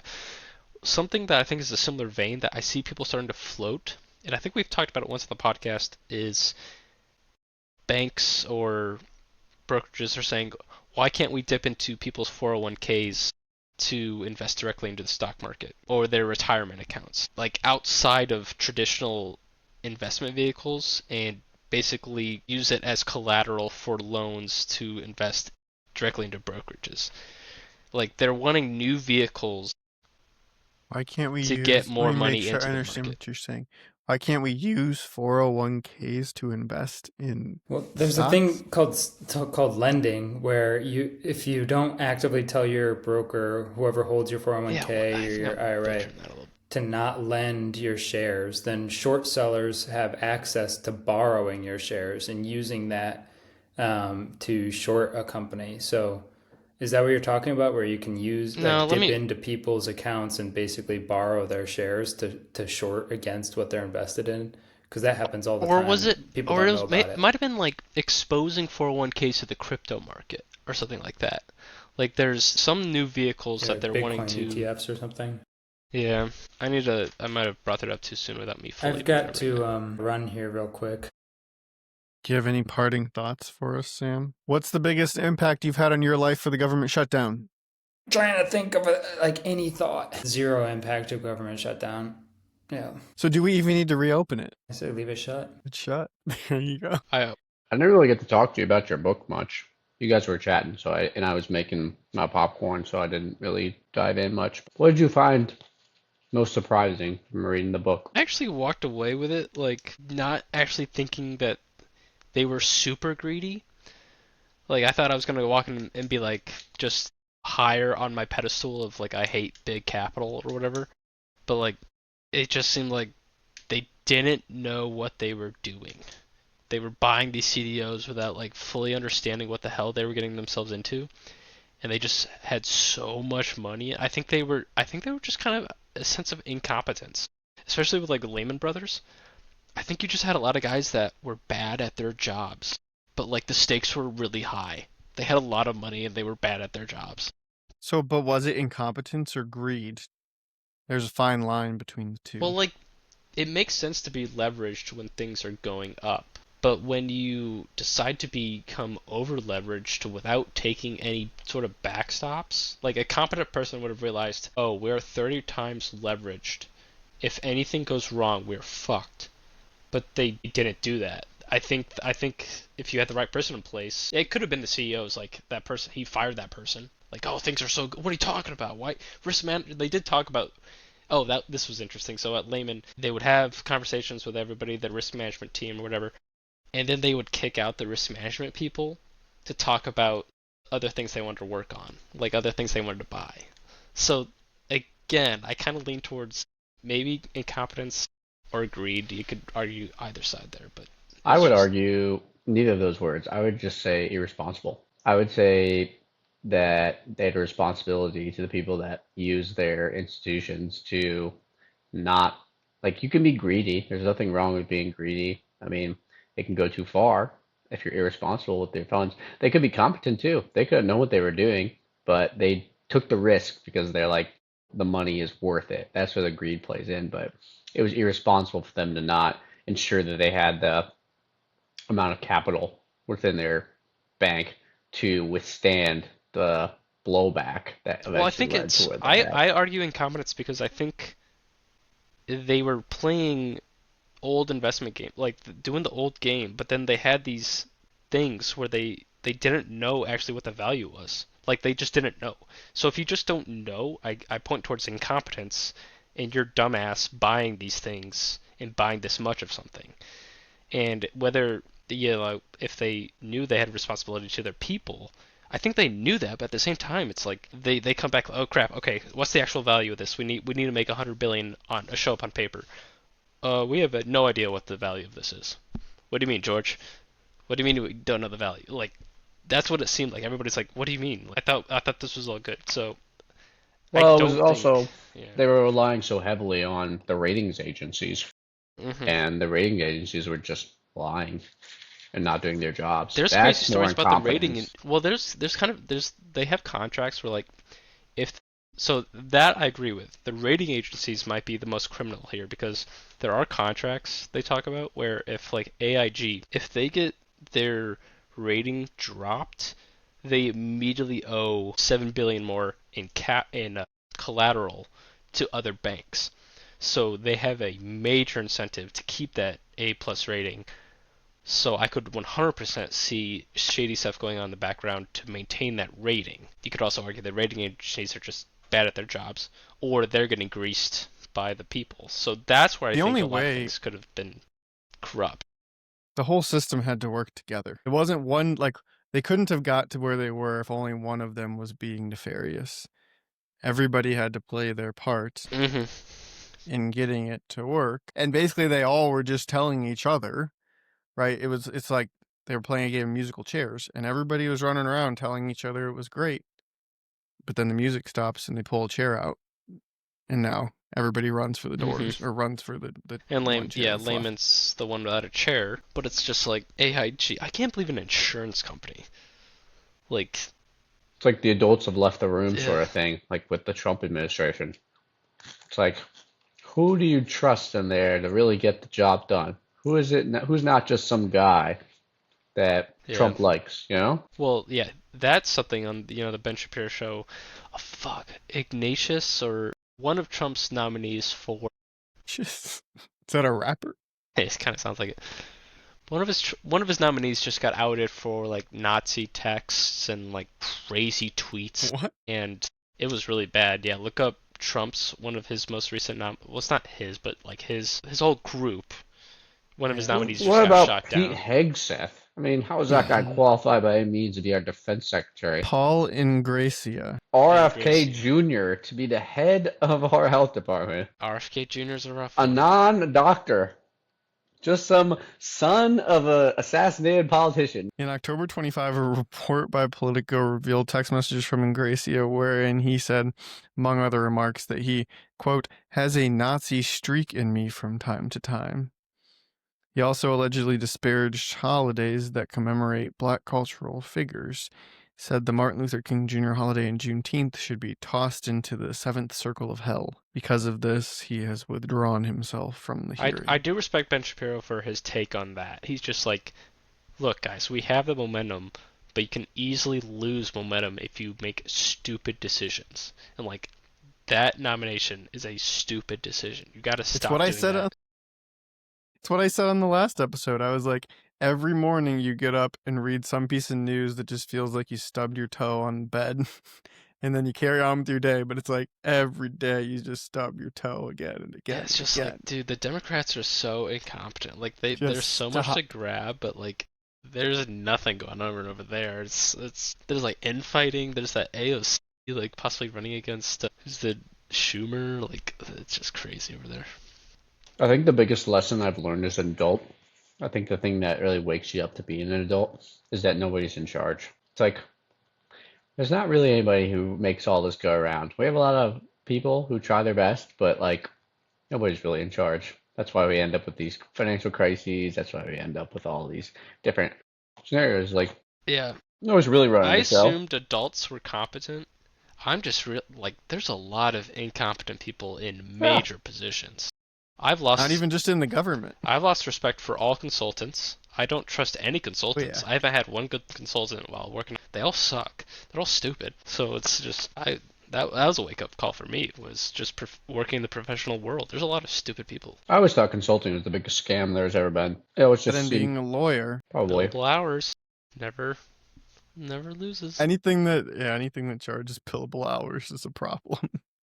And not even the billable hours thing. I just thought consultancy is a scam because the people who are consulting are not qualified to consult you. That's right. Some of them are. The people who have worked in the industry for a very long time are, but not these college kids they're hiring straight out of school. Like, Yeah. hey, we're going to send you to work on this project here. Right. What do you know about industrial grade manufacturing?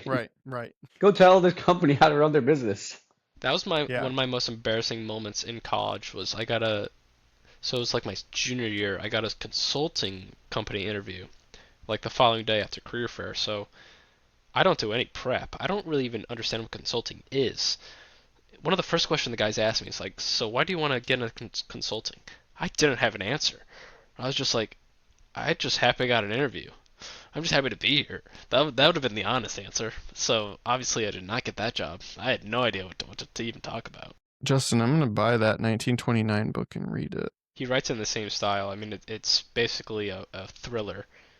Right now, I'm in the back seat with Winston Churchill as he's going through the United States, and in literally 1929, he has no money to his name. Essentially, he owes 20,000 pounds back in England, and he's just getting all these stock tips from people on the West Coast, like, hey, I don't care, just get some leverage, you need to be in these stocks right now. Like they're going up. They're only going up, man. And meanwhile, like Hoover's fighting against New York bankers. It's crazy. His writing style, at least, is just right up my alley. I'm sure it'll become a movie. Should be. Was it Sears that started the credit? That started like selling things on credit, or Ford, or who? Well, yeah. Said? He did. That is brought up in 1929. Is Sears cars were one of the main drivers of credit. Are you talking about during the financial crisis or during? No, like when credit was invented, like in 1908 or something like that. Well, I mean it's around before, but that's when it became more mainstream. Crazy. That was the biggest thing that I took away. I haven't read your book, but like I read The Big Short. That's the biggest thing that like I think is just a layman who doesn't really study finance that I think the general public has no clue about is like the financial vehicles that they utilize to essentially trade credit and to make money off of it is just like wild. Like the collateralized debt obligations you were talking about and how they're like just packing these like mortgage-backed securities into them, and then they're just like packing them together into these tranches, and they're like, all right, I'll sell you this one. These are all great. It's got all it's got all these awesome loans in here that like they'll pay, so you'll make money on it eventually. Like I didn't realize that banks could do that. I didn't realize they could just like take everyone's loans and just turn them into like financial vehicles. Eye-opening to me. It just gave me a whole new perspective on how these people feel like scammers. I mean, just the amount of times that like a mortgage gets sold. Like you think that you get a mortgage on your house through a company, but then like in a year it could sell to another lender. Like you don't know where that's like my house is probably packaged in some large tranche of Hmm. mortgages that Mine was sold are, within, you I know, think it's within a month. But they were open about it. They're like, hey, look, we're gonna send you over to these guys. Like, right. this is what we do. Yeah. I mean, it's the same in in like the auto Are you guys Mr. market too. I mean, Cooper, it's Austin? my what? Is your main mortgage financer Mr. Cooper now? Who's Mr. Cooper? It's a big mortgage company. Ours is called Freedom Mortgage. Miss Not Rocket Mortgage. Those are all the guys who are Not like Rocket. the people who buy sports teams now. That's what I think Rocket Mortgage is the guy who owns the Cavs, Dan Gilbert. I think it's Rocket Mortgage. And then the Suns owner, him and his brother are also mortgage lenders. That's how they made Maybe their that's the billions. problem. We should outlaw them from buying sports teams and then they At least won't sports teams have do value. nefarious things. Like, you know how much a sport team's worth. You don't know how much your $100 billion of CDOs are actually worth. Who's the owner of the Suns? I can't remember his name. AI, I'll look it up. Who is the owner of His the brother's potentially going to buy the White Phoenix Sox. It'd be awesome. Suns? Ooh, Ishba? Yeah, Ishbia? Matt Ishbia. Matt Ishbia, yes. And his brother Justin. Yes, they're mortgage lenders. They make a lot of money. But did this happen? What was the time? What I don't know is like the timing of the like '08 like banking crisis, like the TARP Mm-hmm. crisis that then led into the mortgage No, or the housing crisis, or it's the reverse. The no. housing The housing crisis bubble was already was popping, bursting which in caused, '07. and So that the then, credit crunch started in '07, but they didn't realize how bad it was until '08.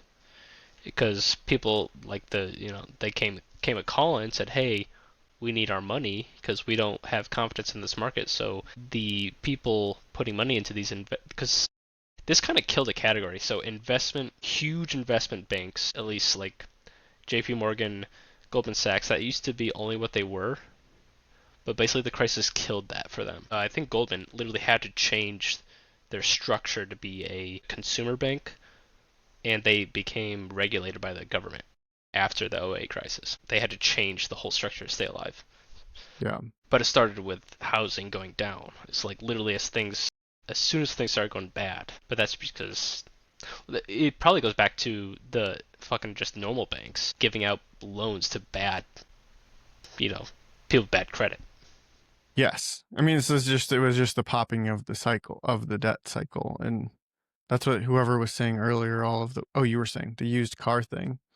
Like, that's just what happens every single time is we just get looser and looser and looser with Rules. the debt that we're That's willing to give why, to people. like, so recently, I think they have loosened banking restrictions and how much money needs to be on hand. I think, if I've looked it up recently, I think that passed this year. I think they're rolling back some regulation. I don't let Yeah, of they that. are. They Like, implemented especially after reading those that to book. take into account, like after the financial crisis, they implemented those laws Yeah, to ensure and the that they banks are had like, money in case of a big crisis. But then the banks, of course, complained to the government that these are overbearing. It doesn't allow us to, it's hurting our stock loan out more owners. money. Yeah, Yeah, we have to hold on to this money instead of make a bunch of money on it. So it's just like, even though we're a bank, even though our job is to hold your money, we want to make more money on your money. So we need the government to loosen these stopgaps or these fallbacks that we put in place for safety reasons. And so they Isn't it are. funny how we just repeat like history over and over and over? Yep, you don't learn from it. And every time, the only thing that wins in every one of these situations is the government. The government always walks out with more power in that we become more reliant on them after every one of these things. but does the government have a knife at its neck with the national debt though? That they didn't have before. Like in '08, wasn't the national debt like 13 trillion or something like that? Well, does it make total sense to the I mean, that's government? it all relies on itself. The reason the government gets all this power is because we're fucking up.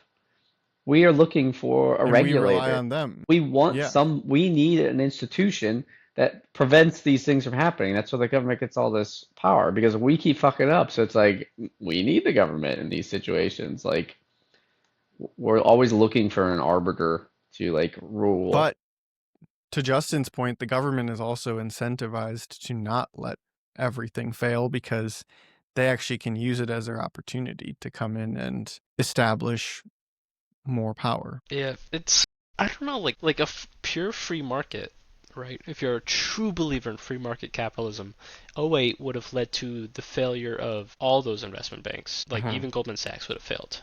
That's basically what they go into in the book. Like, We is would that have gone okay? into a depression. Yeah, free market capitalism, is that an accepted consequence? You understand that there's going to be these giant busts occasionally, but is that perfect free market capitalism, or is there a flaw in it, but it's a human flaw, right? If it does a perfect human run free market capitalism perfectly? Like, does it never bust? No. Well, yes, because my opinion on this would be that the fear of the consequence would mean that you never take the size of the risk.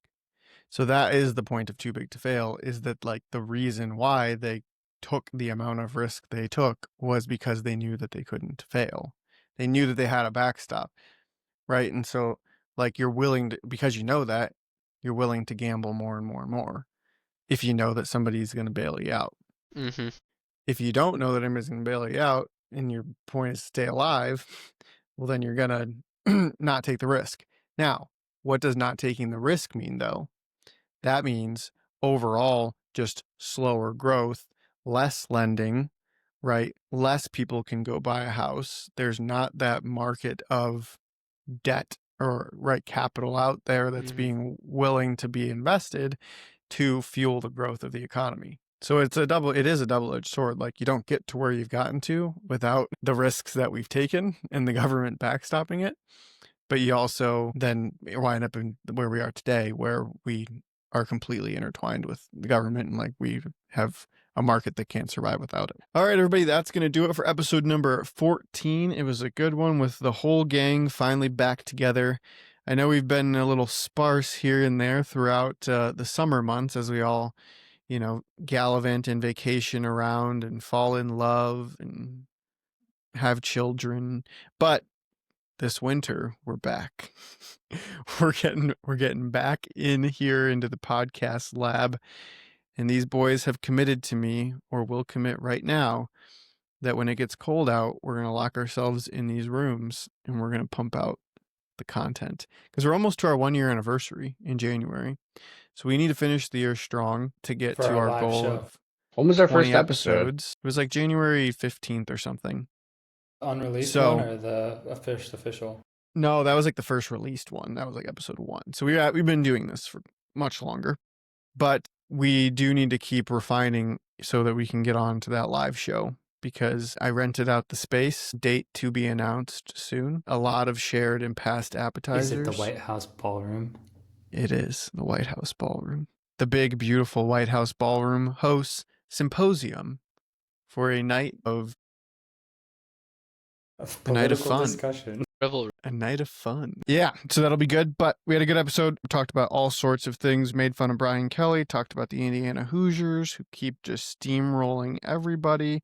I saw Kurt Signetti, since in the games that they have won, they in the last 2 years, they've outscored their opponents 800 and something to 200 and something points. They've lost 2 games. Pretty good. Not bad. What else talk about? We talked about if Trump should be posting his memes and the meme culture. That was a good discussion. Justin gave us a fantastic book review. What am I missing? Anything else? The NBA. And we talked about the NBA. Gambling. We watched a rocket launch. I mean, gosh, this wasn't even that long an episode, but we watched a rocket, a Falcon 9, fly into outer space, come back, land in the middle of the ocean. How special is that? It was beautiful. It was one big, beautiful podcast here on episode 14. So with that, I'll sign us off. Don't forget to like, share, subscribe, tell 20 people, 20 friends, about us. And we'll see you on episode 15, which hopefully will not be in a month. That's my commitment. It will be in less than a month. You will see episode 15. All right. Thanks for watching. We'll see you next time.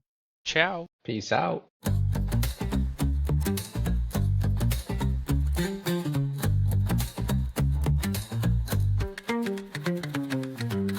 We've been talking since the 5th grade, and somehow we've got more to say. Beat kicks and faster rhythm. Inflation's high, the game's too steep. Stream wars rage while we lose sleep. Big tech's wild, the Fed's a mess, but let's start a party, I guess.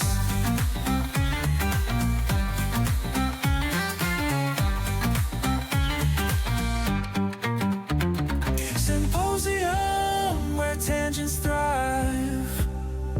Old friends talking, the takes collide. Symposium, no wrong or right, just good conversation deep into the night. Yeah, we're still talking.